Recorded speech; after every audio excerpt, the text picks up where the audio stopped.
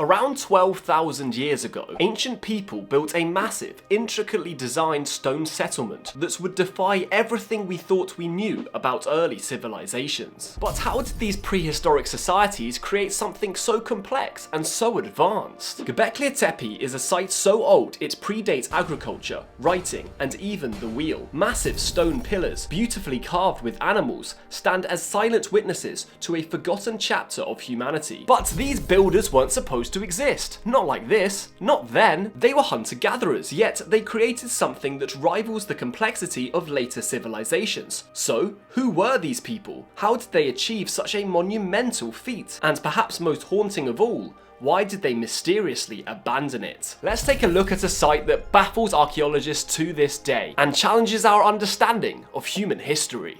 Chapter 1. The Discovery. It all started in 1994 when an archaeologist named Klaus Schmidt decided to investigate what looks like an ordinary hill in southeastern Turkey. Little did he know he was about to uncover a site that would rewrite the history of human civilization. For years, locals had called it Potbelly Hill, which translates into Turkish as Göbekli Tepe. These locals had assumed it was nothing more than a natural mound. Farmers even took stones from the site, unaware they were touching remnants of a structure older than the pyramids, older than Stonehenge, older than all of recorded history itself. Schmidt, intrigued by scattered flint tools and peculiar stone fragments, decided to begin excavations. However, what emerged wasn't a natural hill.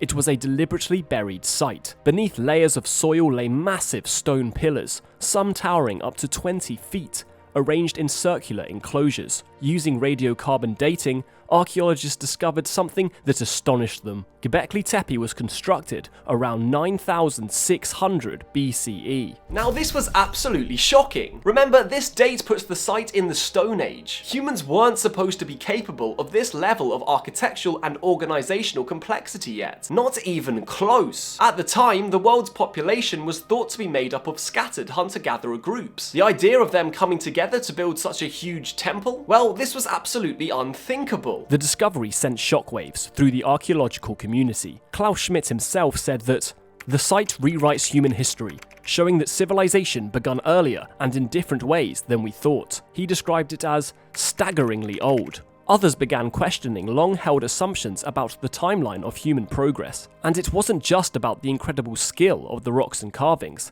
It was about what Göbekli Tepe meant about the birth of human culture, the sophistication of early cooperation, and the power of belief systems. The discovery of Göbekli Tepe completely shifted our understanding of prehistoric societies. But if Göbekli Tepe was built by hunter-gatherers, how did they organize the labor? What inspired them to create such a monumental structure? And why was it deliberately buried thousands of years later? These questions remain unanswered, pulling us deeper into the mystery of this ancient site.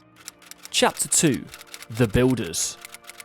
So who were the people behind this monumental achievement? Göbekli Tepe was built roughly 12,000 years ago, long before cities, writing, or even farming. Conventional wisdom tells us that these builders were small bands of hunter-gatherers. But how could a society like that create something so advanced? At the time Göbekli Tepe was constructed, humans hadn't yet developed agriculture. It was thought that they lived in small nomadic groups, relying on hunting wild animals and foraging for food. Yet this site required hundreds, if not thousands of people to cooperate, carve, and move massive stone pillars weighing up to 20 tons. And these pillars weren't just functional, they were artistic, decorated with intricate carvings of animals like lions, snakes, vultures, and boars, suggesting not just survival, but symbolic thinking. The skill required to achieve this could have only meant specialization. For example, to enable a craftsman to have enough ability to carve these intricate designs, his or her time must have been freed up by others, who hunted, gathered, or provided food and resources for the group. This level of specialization suggests a community structure far more complex than we typically associate with hunter-gatherer societies. To pull off such an enormous task, these people must have had extraordinary organization. Some theories suggest that there might have been some form of proto-religious hierarchy, guiding and coordinating the construction effort. Others propose that Göbekli Göbekli Tepe was built in stages over centuries, with smaller groups contributing incrementally rather than one massive workforce. However, the builders didn't have metal tools or advanced machinery. They were using simple stone tools to carve these massive pillars. This raises the question, how did they achieve such precision? Did they perhaps develop innovative techniques that we don't quite understand? Göbekli Tepe's builders likely had a shared purpose, something powerful enough to inspire them to dedicate their lives to this project. Many believe it was a spiritual or religious site, a place where people gathered to worship, share stories, or conduct rituals. Could it have been the first organized religion? Surely some form of unifying belief system is the only thing that's allowed these groups to work together on such a scale. But how did these hunter-gatherers acquire the knowledge and skills to build something so monumental? And what secrets might still lie buried beneath the sands of Göbekli Tepe? To answer these questions, we need to look closer at the incredible level of advancement that these people achieved. Chapter 3. The level of advancement. When we think of early humans, we imagine basic survival, hunting, gathering, and moving with the seasons. But Göbekli Tepe tells a different story. This wasn't just survival, it was an extraordinary leap into advanced craftsmanship, engineering, and possibly even astronomy. So how did these ancient people achieve such a high level of advancement? Göbekli Tepe's design is staggering. Massive circular enclosures made of T-shaped limestone pillars, some over 20 feet tall and weighing up to 20 tons. The precision in arranging these pillars suggests not just brute force, but careful planning and architectural skill. And this wasn't just one structure. It's a complex site with multiple layers, built and rebuilt over centuries, showing sustained effort and long-term vision. Creating such detailed designs required not only skill, but also tools and techniques we might not fully understand today. The people of Göbekli Tepe didn't have access to metal tools, wheels, or domesticated animals to assist them in moving these massive stones. How then did they carve such precise designs and transport these pillars from quarries that were miles away? Some theories suggest they used simple levers, sleds, and ramps, but the scale of the operation remains baffling. Researchers have also speculated that Göbekli Tepe's layout might align with celestial events,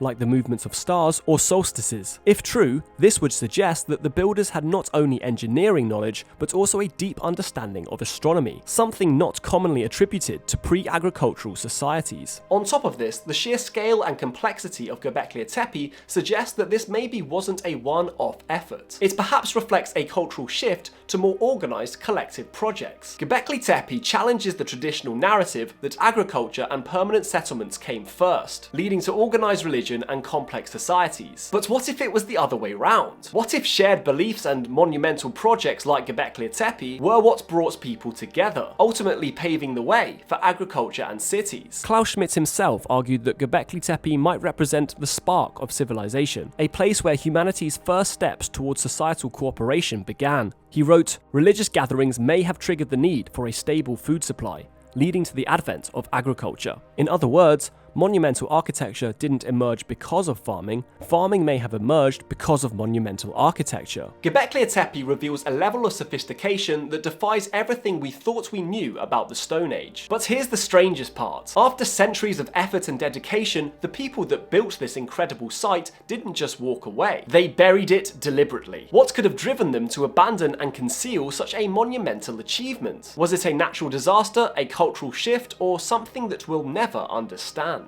Chapter 4. The Mysterious Abandonment. Imagine dedicating generations to build a site so monumental it would stand for millennia, only to then bury it deliberately. That's exactly what happens at Göbekli Tepe. Around 8000 BCE, after centuries of use, this incredible site was intentionally covered up with tons of soil and debris. But why? What could have driven its builders to abandon their masterpiece? Archaeologists have confirmed that Göbekli Tepe wasn't buried by natural causes like erosion or flooding.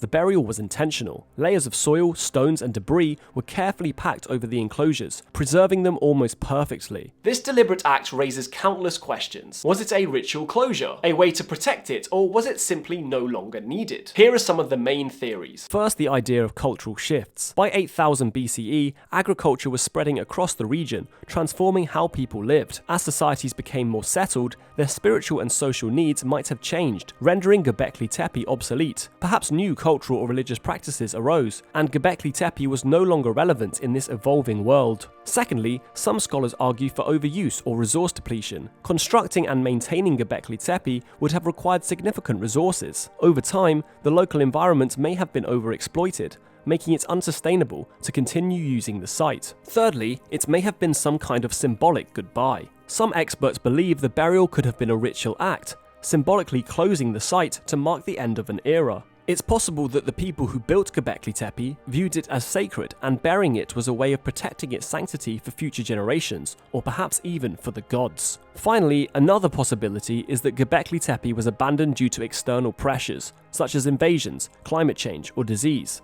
If the builders faced threats to their survival, they may have chosen to bury the site to preserve it, or as part of a larger cultural upheaval. Ironically, this act of burial preserved Göbekli Tepe far better than most ancient sites. The layers of soil acted as a time capsule, protecting the intricate carvings and architectural details from weathering and erosion. In burying their past, the builders might have unknowingly ensured their legacy, a legacy that would be discovered thousands of years later. Despite these theories, the true reason for Göbekli Tepe's abandonment remains a mystery. Was it a practical decision, a spiritual one, or something we can't yet comprehend? What drove these people, who had achieved such an extraordinary feat, to simply walk away and leave their creation behind? Göbekli Tepe's abandonment raises profound questions. Why would its builders bury a site of such importance? Was it to protect their legacy, to mark the end of an era, or because of something far greater than we can understand? Some researchers have gone even further, suggesting that Göbekli Tepe might be evidence of something much larger, a glimpse into a lost advanced civilization. Could it be that humanity's story is far older and far more complex than we could have ever imagined?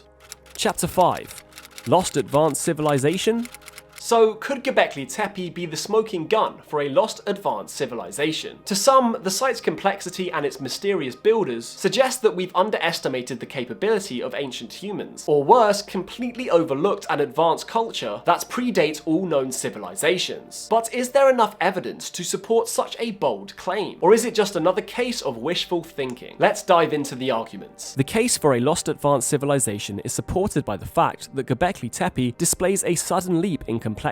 The site appears almost out of nowhere, with no clear precursors leading up to its construction. Supporters of this theory argue that this sudden leap in architectural and organizational ability suggests an older, advanced culture passed on their knowledge to these hunter-gatherers. They point to the intricacy of the carvings and the engineering feats as being too advanced for a pre-agricultural society. Göbekli Tepe also predates the rise of agriculture, cities, and writing by thousands of years. Proponents claim that this upends the traditional narrative that complex societies evolved after farming, implying that an earlier civilization might have been responsible for sparking this development. Could it be a remnant of a forgotten society wiped out by climate events, such as the Younger Dryas period? Advocates also link Göbekli Tepe to other unexplained archaeological sites, like the pyramids or the megaliths of Baalbek, suggesting a pattern of advanced construction by unknown ancient cultures. They argue that similar myths of ancient advanced civilizations, like Atlantis, could have a grain of truth, rooted in real prehistoric societies. However, many scholars have serious problems with this theory. Critics argue that Göbekli Tepe doesn't require a lost civilization to explain its construction. Archaeological findings suggest that humans were already experimenting with communal efforts, artistry, and monumental construction during the late Paleolithic period. The tools and techniques used at Göbekli Tepe, while impressive, align with what we know of Stone Age technology. If a lost civilization existed, we would expect to find its remnants, artifacts, settlements, or other significant structures. So far, no such evidence has been found. Göbekli Tepe stands alone, with no sign of the advanced infrastructure or written records typically associated with a complex society. The simpler explanation is that Göbekli Tepe represents the ingenuity of early humans, rather than a lost civilization. Humans are known to innovate in response to environmental or social challenges, and Göbekli Tepe may be an example of this process, rather than evidence of a forgotten golden age. However, Göbekli Tepe does challenge our understanding of human history. It forces us to reconsider the capabilities of hunter-gatherers and the timeline of human development. While there is no solid evidence to support the existence of a lost advanced civilization, the mystery of how and why this site was built remains. Could there have been isolated groups with advanced skills from their time? Absolutely, but without further evidence, attributing Göbekli Tepe to an advanced lost civilization remains speculation. The short answer to all of this is basically that we don't know. While its construction is undeniably extraordinary, the evidence doesn't conclusively point to anything beyond the capabilities of early humans. Yet the site leaves the door open to possibilities we might not fully understand. Until more discoveries are made, Göbekli Tepe remains an enigma, a testament to the ingenuity of our ancestors, and a humbling reminder of how much we still have to learn about our past. Therefore, despite decades of study, Göbekli Tepe leaves us with more questions than answers. Who were its builders? Why did they abandon it? And what does it say about the hidden depths of human history? Each layer unearthed at Göbekli Tepe reminds us how much of our past remains buried, waiting to rewrite what we think we know. Göbekli Tepe humbles us, showing that the so-called primitive people of the past were far more capable and innovative than we often give them credit for. It's a reminder that humanity's potential for creativity and collaboration has been with us since the very beginning, and there are likely many more discoveries out there waiting to challenge our assumptions. In the end, Göbekli Tepe matters not just because of its age or complexity, but because it connects us to the ingenuity and ambition of our ancestors. It reminds us that the story of humanity is not really one that we know, and it's still always unfolding, with new chapters waiting to be discovered under the sands of time. So tell me, what else do you think lies buried, waiting to change everything we thought we knew? Let me know what you think in the comments, and if you enjoyed this video, please consider subscribing to my channel.